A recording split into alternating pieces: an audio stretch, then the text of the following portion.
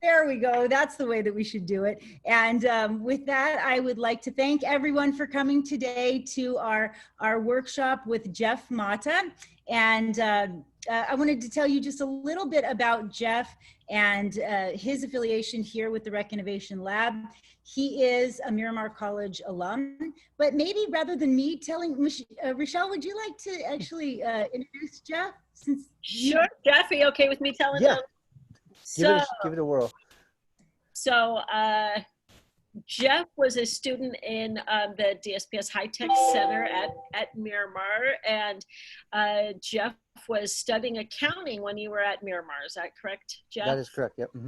And then Jeff graduated from Miramar, and then and Jeff is also, let me just back up and say, not only was he an excellent student, but he was an excellent athlete. Jeff really didn't let anything slow him down, and he did Brazilian Jiu Jitsu and judo, right? Yep, Brazilian that is correct. And so I have a son who also does that martial arts. So Jeff and I would be comparing notes and things like that. And so I always enjoyed getting to talk to Jeff. And then he graduated and then went to CSU San Marcos and finished his degree there now too. And Jeff is an entrepreneur and has started several businesses, and, you know, just really a very inspirational person just in his life in general, but also with the fact when you consider that Jeff is visually impaired and has been able to overcome so many different challenges that I think a lot of people with sight would probably struggle with. So I think he's really a great motivator and just a really overall nice guy. So I'm very happy that he's here to get to speak with the other entrepreneurs and tell you a little bit about his life and his experience, and, you know, share some of his wisdom that he has gained in his years as an entrepreneur. So Jeff. Thank you, Rechelle. What a great introduction. Jeff, go ahead and take it away. That's wonderful. Thank you, Rechelle.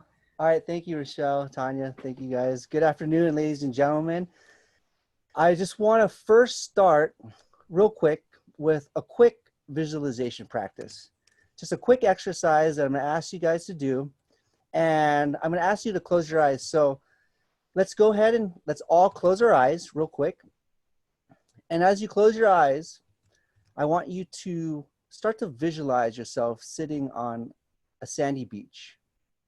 Now, this beach could be anywhere in the world. It could be a beach that you've been to before, a beach that you want to go to, or even a beach that you can create. But I want you to start to visualize this sandy beach and looking past all the sand, looking into the ocean, watching the waves roll in, the whitewash breaking on the shoreline, a nice blue sky. There may be a couple wispy clouds. It may be a clear blue sky, but I want you to continue to build that image inside your head of that sandy beach. You may even see a couple of seagulls flying around, and you could feel the sun rays coming down and the wind of that shore breeze coming straight into your face. And again, still sitting on that sandy beach, soaking in the sun rays and really seeing and feeling yourself there.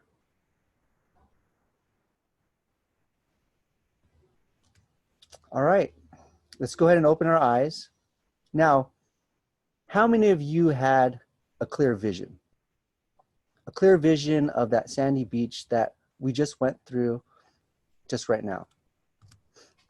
And the reason why I ask this is because in everything we do in life, there needs to be some sort of clear vision.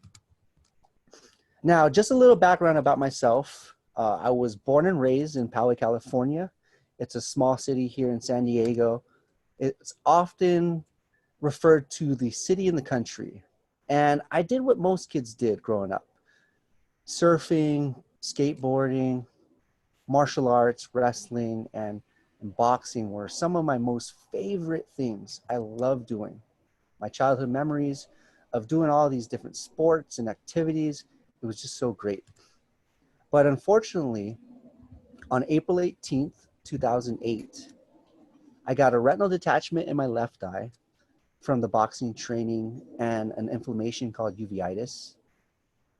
And my right eye followed after, and I eventually became totally blind. Now, could you imagine sitting in the doctor's office and a doctor letting you know that you weren't going to be able to see again? This crushed me. The news was so devastating because I thought that I had everything situated. I was living the American dream. I was an athlete, which then in turn fell into the work ethic, and I got into residential real estate and mortgages and was very successful at a very young age. Buying my first house when I was 21, driving the fast cars and motorcycles, wearing the fancy suits, and just living that fast life. But on that date, everything was stripped away from me. Everything that I worked for, everything that I've attained, everything that I've achieved up until this point was stripped away from me. And I had no idea what my next steps were. I didn't know what to do because, again, I wasn't going to be able to see again. I really felt that my life was over, and I had these suicidal thoughts, and I was ready to take my life. But I felt that there was something inside of me that just kept pushing me forward. And I started to create this vision in my head to be able to reinvent myself, reevaluate, and retry something new. And that's why we're here today. And that's exactly why I would like to speak to you guys about having that clear vision in your mind. Now, the Oxford Dictionary, it defines vision as being able to think about something or plan the future with imagination and wisdom. I mean, that's so powerful, right? Being able to create that in your mind and really feel and know what the objective is of that vision of yours is. But we have to understand that we need to know that vision. And when you're knowing your vision, there's one question that you have to ask yourself. And I'm sure some of you may know it, but the question is, why? Why are we doing the things that we do? Why do you want to get a college degree? Why do you want to launch this business? Why do you want to get up in the morning? I mean, we always have to answer the why, not so much the what's or the hows, but why are we doing the things that we're doing? And in turn, you will find your purpose. And with that purpose, you're able to really materialize and build on this quote unquote big picture, or the end results. But you have to honestly answer that why. I know for me, trying to find my purpose, how did I do it? I honestly believe it was just the nature inside of me that I love helping people. I love fixing things that are broken, finding solutions to problems. And as an entrepreneur or just anyone in life, you're going to find problems. There's just going to be problems that arise in your life from time to time. And it's those that can find those solutions that are going to be able to get ahead. Another thing that you also want to understand is with every company, with every organization, whether it's for-profit or not-for-profit, it really stems from the basic foundation or the core of that organization. And you'll always hear about mission statements and vision statements. I'm a firm believer of having a mission statement and vision statement in anything you do. And I want to challenge you to perhaps make one for yourself. Maybe you're not launching a company right now. Maybe you are trying to figure out what you want to do. But if you can clearly state some sort of mission, some sort of initiative of what you want done in your life, it'll give you a clearer path of where to go.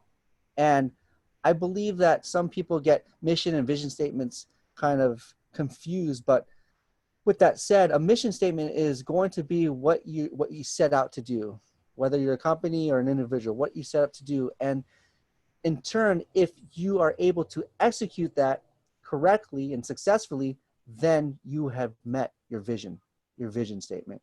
So again, later today, when you have time, I want you to try to think of something that is deep within yourself, because everyone has a purpose here.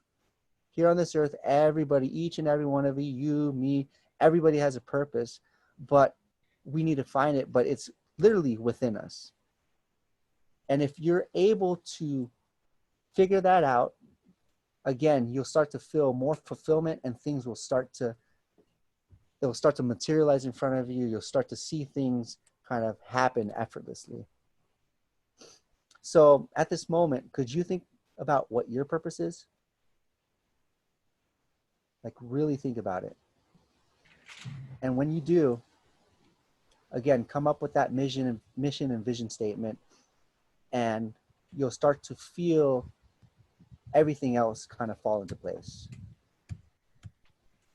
For me, I do a lot of visualization practices. So I'm totally blind. I have no sight whatsoever. So even though I can't physically see what's in front of me, I can create and imagine and build things in the forefront of my mind, in the mind's eye. And every morning, I usually wake up around 4:30 in the morning when it's just myself, and I'll do a meditation practice. Okay, so I encourage you, if you do that already, or if you don't do it, really try it. And I start to visualize what my day is going to look like, the things that I need to do, and you'll start to see a clear vision of, okay, I need to do this, I need to get that done, I need to send out these emails, like all these different things.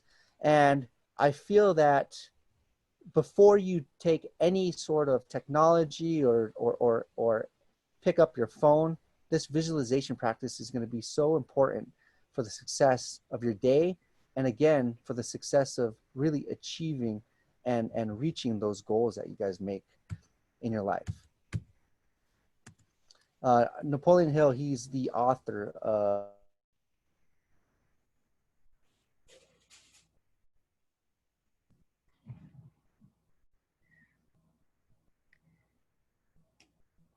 Are we, can you guys, are we paused here? Do we have a little bit of a disruption in the connection? Yeah. Can you guys hear? Yeah. Okay, yeah, I thought maybe. I wasn't sure if it was just me. So Jeff, if you can hear me, you know, it happens sometimes with technology, the beauty of working in a post-COVID world. But Jeff, if you can't hear me, just let us know when you're back in. And in the meantime, I would just like to say, what an amazing guy, right?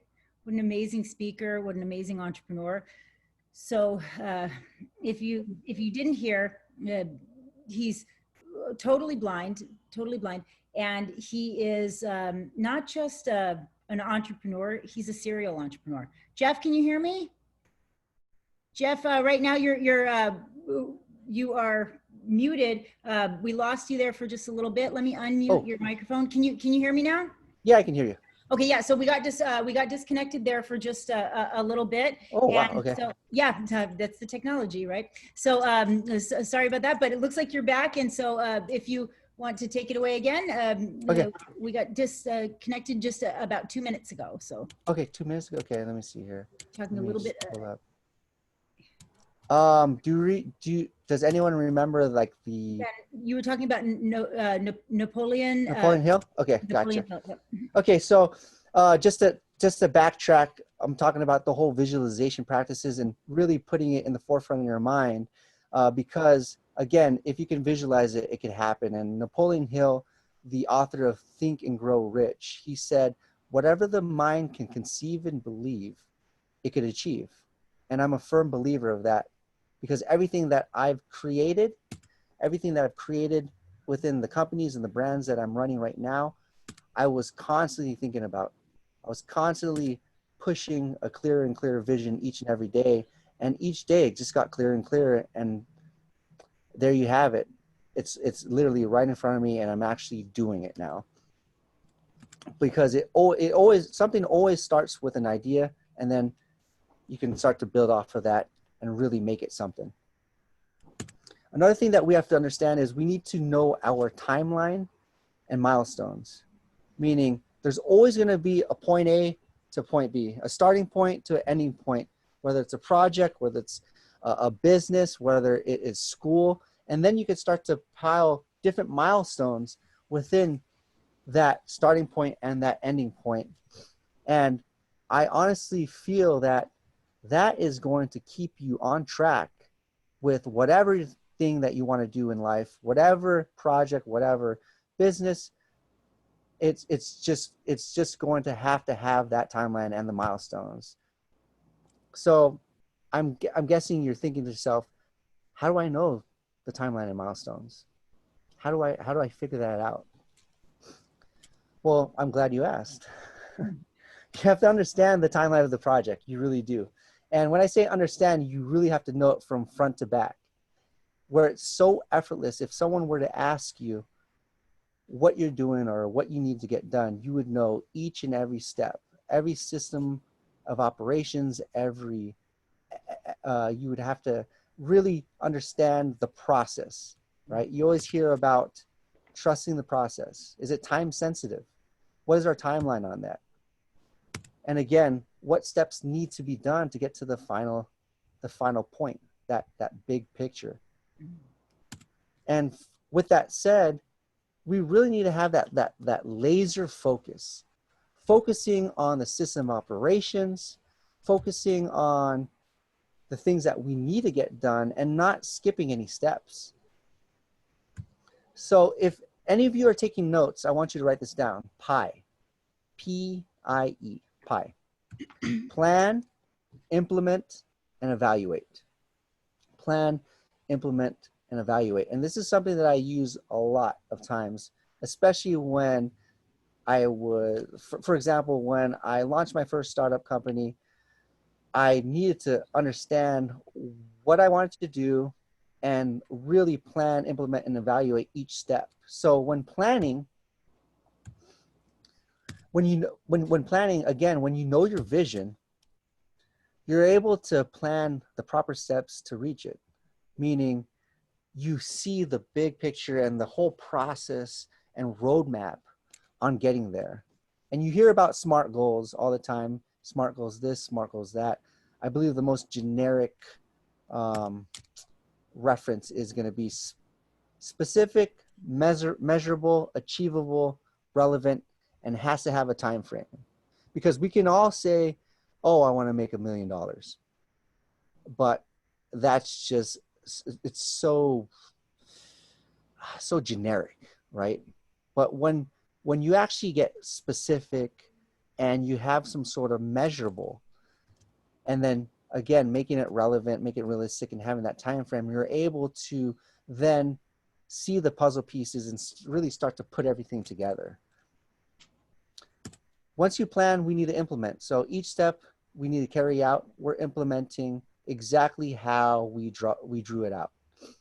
So for me personally, I'm constantly looking at the process of what I need to do and the steps, meaning step 1, step 2, step 3, and I'm never skipping any steps. I'm always implementing each one systematically, strategically, so that I can go to the next step of evaluating and taking an honest inventory, an honest look at, did this work or did it not? And we have to remember that if it didn't, we're going to have to retry something else. We're going to have to reevaluate, regroup, and really retry something else, because what's the definition of insanity? Doing something over and over and expecting a different result. So why are you going to waste your time doing something over, knowing that what result you got is going to continuously come back? And that's why the evaluation process is key, again, to keeping that clear vision in the forefront of your mind so that you can achieve those things that you set forth in your life. I believe I remember hearing this interviewer speak to, I was listening to this interview, and the reporter asked this blind lady, they said, do you ever feel sad being blind? And her response was, The only thing worse, other than being blind, is having sight, but no vision. That was powerful. That was Helen Keller that said that. Now, she was deaf and she was blind, but she had a vision. She had a clear vision on what she wanted to do as far as making an equal playground for the educational process for both visually impaired and blind students and their sighted counterparts. But again, it's kind of like an oxymoron, right? She can't see, yet she had that vision. And she's a huge pioneer to really pushing out a lot of the things now, especially for myself, using different assistive technologies and really evening the playing field for educational purposes. And last, I want to also really prove a point right here for distractions, right?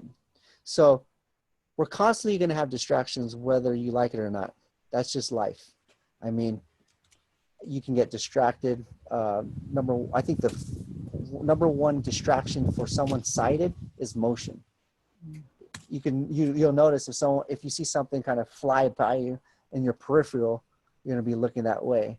And I remember, especially when I used to ride motorcycles, we talked about you always want to look at where you're going, right? Wherever you're looking, the body goes. And again, with that vision, that clear vision, you will definitely understand what direction you need to go. And with that said, these distractions that we kind of come across, whether it is a thing or a person or even a complicated situation, it's up to us to figure out what we need to do so that we can stay focused on that side. I mean, if you think about it, how many distractions do you have a day? I mean, just on your phone alone. I read this report, I believe it was from a Geo Market report, 2015 report, and it said the average adult uses approximately about 3 to 15 hours on their phone. That's not including voice calls. Another Pew research stated that 85% of millennials check their phone after 90 seconds of hearing some sort of tone.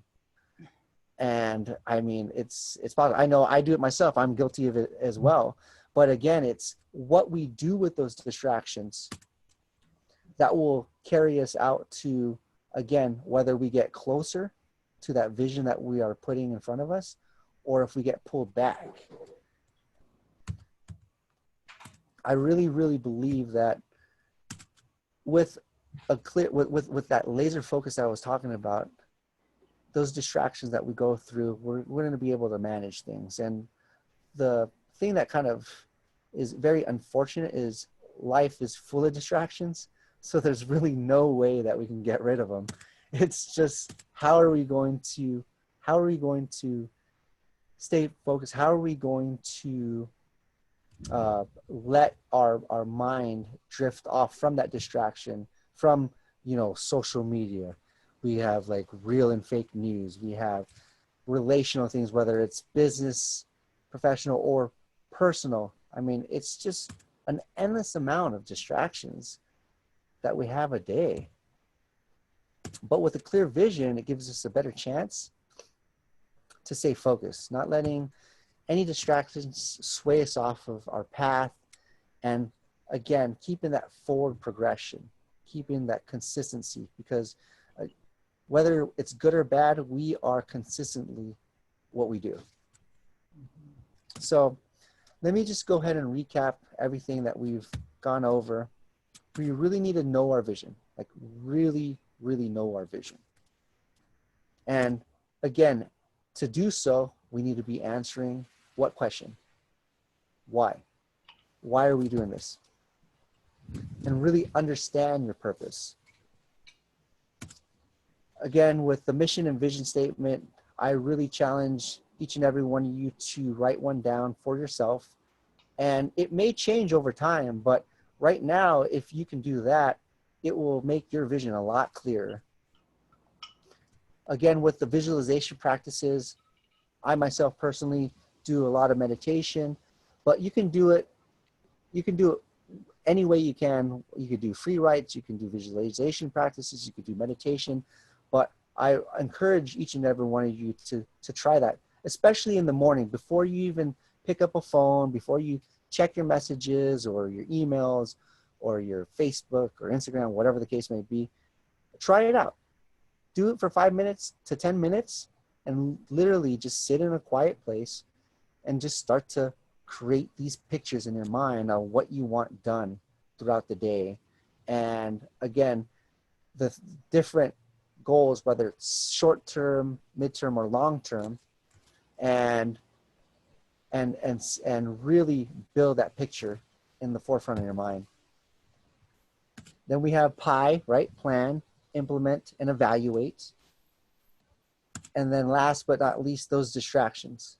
We don't want to let those distractions take over and sway us off our path, because again, with all that momentum and forward progression, it's just such a bad place to go one step forward and 3 steps back. But we need to understand again that there will be obstacles that we'll face. And I believe that, again, the obstacle that I faced was losing my sight, but I gained my vision on how precious it is to keep it clear and concise so that I can fulfill everything that I need to do here on this earth. Thank you very much. I think we have time for some questions. We do. Thank you so much. I really appreciate that, Jeff. That was a really inspirational workshop. I really appreciate you sharing your insight and your wisdom. And we do have some time for some questions. I saw one question that was put to me privately in the chat was, would you mind telling us a little bit more about the businesses that you currently run and how you started them? Yeah, okay. So the first startup I did, it's called Haabu, Haabu Incorporated. It's a herbal it's in the herbal supplement industry. And the product line that we have are all natural essential oils that are extracted from just organically like herbs and flowers and things of that nature. And our main product is a topical pain relief rub. And the way I got into it, it's funny how I got into it. So I obviously practice, train, and compete in Brazilian Jiu Jitsu and Judo. But my friend gave me a jar of it and he said, try it out. And I literally put it on my elbow that was injured. And about 2 days later, the pain just went away. And I was thinking to myself, whoa, what is this stuff? And I call my friend back and I say, hey man, this stuff works. And his reply is like, what? It does? And I said, yeah, it does. Yeah, I really like this. And he said, okay, well, let's meet up. And we had a luncheon. And he said, hey, how would you like to brand and build this company? So with entrepreneur opportunities, sometimes it's a matter of knowing someone and trying out something.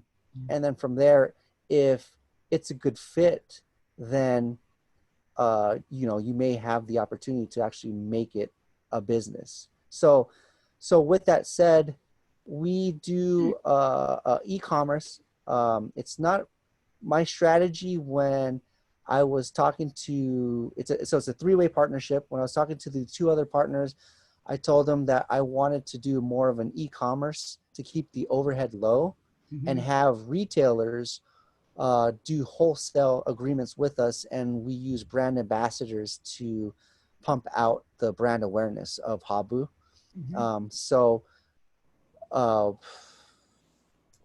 Other than that, I believe that it's just a constant battle of getting the product out to the right people and constantly pushing different content out. So that was the first one. I was going to say, but didn't mean to interrupt there, Jeff, but I was going to say, it says a lot that you were alert to those opportunities, though. A lot of people, when opportunities like that come by, they miss them. So it's exactly. No, you're totally correct, Tanya.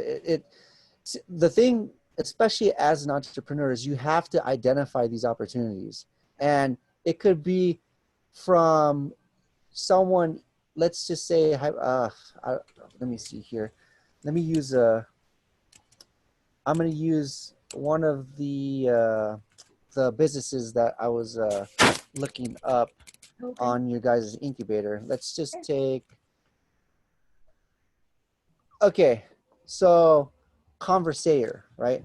I think their mission was to create online training courses and podcasts for both teachers and uh, I guess faculty or Children, yeah. students, children, right? Yeah. So, Mhm. so obviously there's an opportunity there for building that platform, and to really understand that, you have to take in consideration a lot of research in that industry. I'm sure that they did a lot of research and trying to find the right target market, the demographic, where they're going to be pushing their services. And the good thing about this is it's an online platform, right? So you can actually reach a lot of people and scale it out. And I guess most people wouldn't see this as a problem, but it really is a problem because let's just look at the current landscape of things. People aren't going to school anymore. Everything is online. Everything is becoming more of a Zoom slash MOOC slash online platform type of deal. So they found a solution to that, right? Yeah. It's again identifying the problem and finding that solution to make a better, I guess, a better like workplace in their case. So I hope that answered the person's question. The second. Go ahead. Yeah. Go ahead. The second company, it's Matavation. That's just a wordplay of my last name, but Matavation is a brand that I started right after I graduated, and it was really to kind of empower people, right? I was trying to inspire, motivate people going through life's challenges to help instill hope and empower against fear. Meaning, I didn't want others to feel the same way I did with just suicidal thoughts and really just trying to give up on life itself. So that was a problem right there. And I found a solution to being able to share my story, to share my experiences, and really help others kind of get past that and get propelled into their next breakthrough. So I also do some life strategy coaching, things of that nature. And that's what that brand is. Also do some consulting work with the Matavation brand. And then the last one, I just purchased a Jiu Jitsu gym, Poway Jiu Jitsu. Congratulations. Obviously, thank you very much. Yeah, it's awesome. It's such a dream come true. I would have never thought that I would ever own a gym when I first started training. But again, it's those passions that we go for, and finding that purpose. And it just so happened that I was in the right place at the right time. And with the COVID and everything going on, one gym that I was training at, the owner wanted to go a different direction, and there you have it. I was able to purchase the gym, and now we're rebranding, and things are going really, really well. I can't complain. So awesome. That's so, Yeah. I love that. I absolutely love that. Congratulations, like I said. And that's pretty big. So Yeah. I did see there was another question in there in the chat from Penelope, who wanted to know a little bit more about how you're actually able to stay so motivated and how you're able to have goals and visions, especially during this quarantine, right? This Right. unusual time. Yeah. That's a really good question, Penelope. So if anyone wants to read a really good book, it's called The 5 a.m. Club by Robin Sharma. And he's like a billionaire coach. He helps people with investments and things of that nature. But I read the book, and honestly, my motivation and the energy that I build up from starts early in the morning. That's why it was hard. Okay. It still is a little hard. Okay. Waking up at 4:30 every morning to kind of get your day started. And what I do is a lot of a lot of mindfulness, breathing, a lot of visualization, physical activity. You have to move, you have to exercise. And the drive itself, I believe, stems from just the competitor in me, really trying to push and kind of break through the stigma of being blind. And especially during this time through the COVID, I'm not looking at necessarily as this negative pandemic. I'm looking at more of, oh, this is a great opportunity because businesses are closing, people are losing jobs. The commercial real estate and residential real estate market is starting to slow down a bit. So seeing these opportunities gives me more drive to really get in there, get in the game, right? So there's two types of people. There's players and spectators. Yeah. What are you going to be? Are you going to be a player or a spectator in the game? I love it. I love it.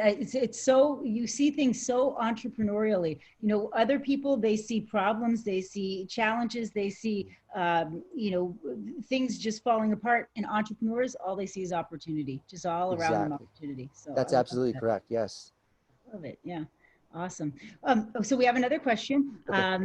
I have a question from, let's see here. It was, and Penelope did, thank you for that. Thank you. You're welcome, Penelope. Mm-hmm. Yeah. And then, so this question was from Paige, and Okay. Paige was curious if you wouldn't mind going into a little bit more detail about your meditation practices. Mm-hmm. She's interested in meditation. Okay. Great. Yeah, definitely. Yeah, that's good. Awesome, Paige. Yeah, so as far as my meditation practices goes, what I'll do is, okay, so if anyone picks up that 5 a.m. Club book, it talks about the 20-20-20 rule. So it's your power hour, right? From 5 a.m. to 6 a.m. And for the first 20 minutes, you have to just get up, and it's called movement. So I exercise. I literally just roll out of bed and I'll just start doing some push-ups, some jumping jacks. I don't want to do it, right? But you have to get your heart rate up, It's kind of like what Joe Rogan says. I'm the laziest, most disciplined person out there, right? I don't want to do it, but I just do it, right? Yep. But getting your heart rate up the first 20 minutes is going to kind of get everything going, because when we sleep and we wake up, our body is full of cortisol, which is the hormone that pushes out when you're stressed out. So to get that out of you, we need to start pushing out endorphins. And how do we get endorphins other than a mind-altering substance? Exercise, right? So that's why we want to do that for 20 minutes. After that, the next 20 minutes is reflection. And that's where I do my meditation. I'll literally set a 10-minute timer, and I'll sit Indian style, literally on my floor, and have nice posture. I'll close my eyes, and I'll start focusing on my breathing in through my nose and out through my mouth. And when I talk about visualizing it, I'm literally visualizing little white arrows going in through my nose. And when I exhale, I see little blue arrows coming out of my mouth. And as I start to focus on those arrows going in and out of my nose and out of my mouth through my inhalation and exhalation, then I'll get to a point where I'll feel clear. I'll feel this clarity inside of me. And then this is where the visualization starts to happen. In my mind, I start thinking about just different thoughts that I have, whether it's a person, whether it's a place, a thing.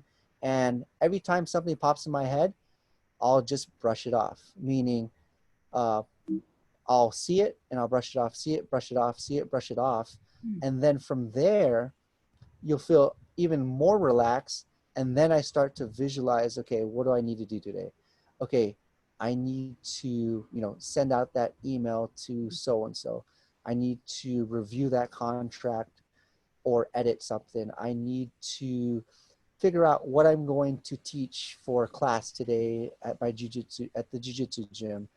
And then you start to figure these things out, and you'll, as you practice it more and more, those I guess images in your head will start to get clearer. So it's a little difficult at first, but you just got to keep on doing it consistently, and you'll break through. And I honestly believe that this is where a lot of my success comes from. You know, honestly, Jeff, when I'm hearing you say this, I feel like, you know, I'm always telling the entrepreneurship students that so much of success is just showing up, right? Just forcing yourself to be there. You know, fake it till you make it. Just get in there and just do it, whether you want to or not. And so many people will just give up before they ever start. And you gotta grind. You gotta grind. I mean, yeah, you gotta grind it. You hear about it all the time, like, oh my God, why isn't it not working? I think Gary Vee said it. Why is it not working? Well, how long were you doing this for? Like 2 weeks. Of course it's not working. It's gonna take longer than 2 weeks. You know, I mean, I believe, I want to say it takes about, what, 5 years or so for a company to actually start to see some sort of movement, like in the uniform stage, not this innovative stuff like Facebook or something like that. But if you were to just build a company up, you know, you got to give yourself time, like at least like 5 to 10 years, you know. It's not going to happen overnight. Right. No, absolutely. I mean, so much of it is just plugging away, just showing up and doing it. Right. Just grinding it out. I love that. I mean, yeah. So, you know, we're almost out of time, but let me see here if we have any other quick questions. Yeah, we do have a lot of comments in there from everyone, but actually before we wrap things up, there's something that I really love to do in these workshops, and I don't want to forget, so I want to make sure that we do this now. So one thing I like to do is I like to take photos of all of us who've attended the workshop together. Awesome. And yeah. So if everybody wouldn't mind maybe turning on your cameras, and I'm going to choose the gallery view, and you can do the same if you'd like. The gallery view will show us all of the people in the room together, the 40 or so people that have come. So if you wouldn't mind turning on your, hi everyone. And it's so nice to see your smiling faces too. Jeff, would you be offended if I joined you and put my sunglasses on as well? Hey, you should do it. You'll look really, really good. You look good on this angle right here. Give me a second. I'm getting my sunglasses. That was grab your sunglasses. Why not? Why not? Grab them. I was gonna say, do I have a pair right around here? Yeah. So we'll wait for Ray to grab his sunglasses. Yeah, and then if everybody else can, it looks like almost everybody's getting their videos on, fixing their their hairdos. Thank you again for having me. Thank you for having me, Tanya.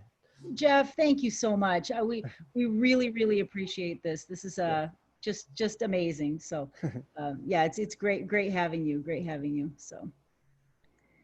So I'm going to take the first picture on the second page because we have to do a couple different pages.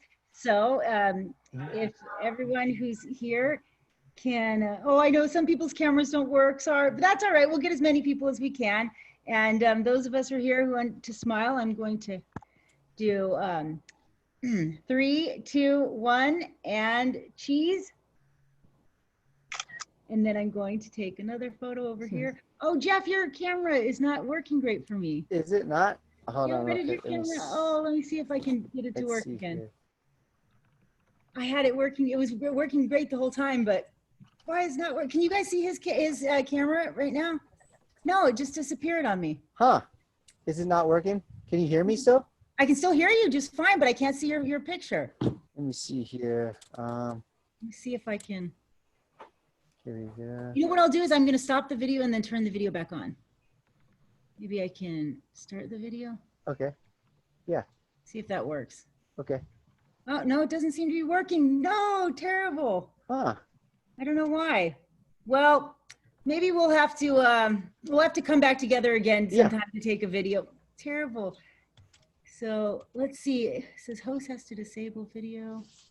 Let's see if I can do anything. I don't know if I can make the video work. Well, we'll take a picture with all of us here, and then we'll have to come back again, Jeff, and get a photo. Yeah, no problem. So thank you so much. I appreciate everything that you've done. And 3, 2, 1. If you guys want to smile, cheese.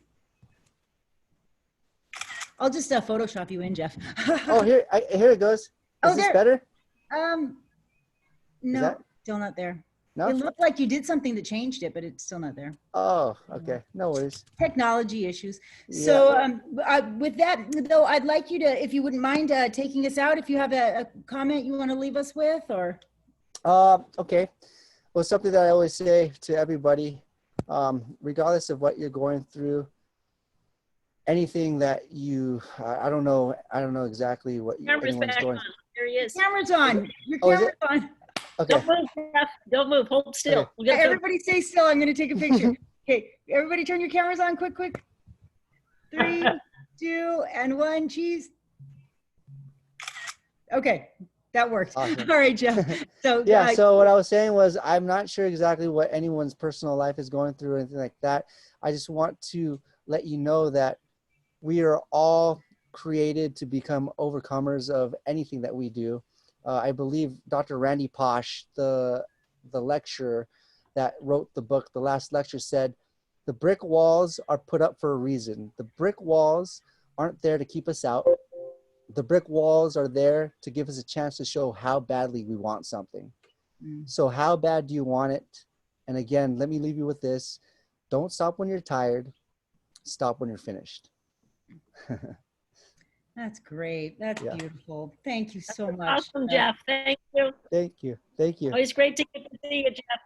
It's always great to see you, Rechelle. We got to get lunch sometime. I'd love it. Yeah, yeah. Thank you, Jeff. Thank you. That was awesome. Thank you. Thank you very much. Thank you. Yeah, thank you all for being here. And Jeff, I'm going to share with you some of the feedback from the audience. Everyone, if you'd like to leave feedback for Jeff, there was a survey that was shared in the chat. And Enzo, do you have that? Did you put that in there?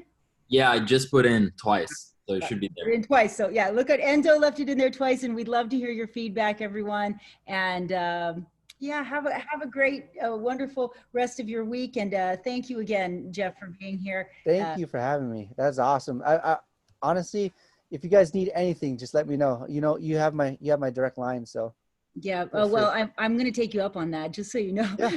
No. I you know what's funny, Tanya, is in the beginning of 2020, I set my intention to serve others, and it's kind of like funny. You kind of gotta watch out what you wish for, because you might just get it. But yeah, exactly. I'm having a good time though. I'm having a really good time, because a lot of people have been reaching out to me, and I've been helping others. And honestly, you actually get a lot more when you serve others. Isn't that the truth?